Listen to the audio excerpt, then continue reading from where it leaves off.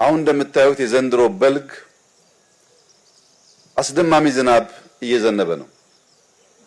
አርሶ አደሮች እና በአመራር ስራ ላይ ያሉ ሰዎች ይህንን የበልግ ዝናብ እንደ ዋዛ ያዩትም። የበልግ ዝናብ በዚህ መጠን እየዘነበ ነው ማለት የሚቀጥለው ዓመት ጥጋብ ነው ማለት ነው። ቋንቋው ተፈጥሮ እንደዛ ነው። አሁን ከዘነበ የሚቀጥለው ዓመት ጥጋብ ነው ማለት ነው።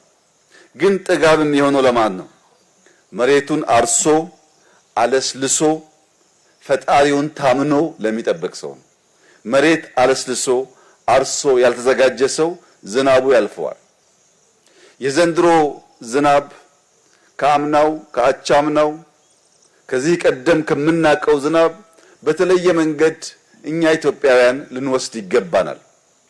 ምክንያቱም ዘንድሮ በመካከለኛው ምስራቅ በተፈጠረው ችግር ሁለት አንኳር አስፈላጊ ጉዳዮች አስፈላጊ ግብአቶች አደጋ ደርሶባቸዋል።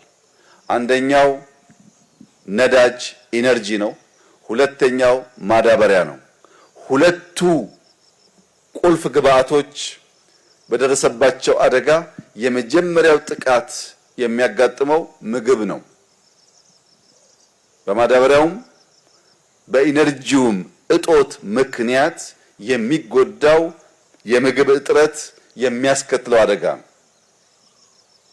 ምግብን ለማምረት ነዳጅ ቢያዝብን ማዳበሪያ ቢያዝብን በልግ በዚህ ልክ ከተሰጠን ፈጣሪ በብዙ ሊጎበኘን ፍላጎት አሳድሯል ማለት ነው።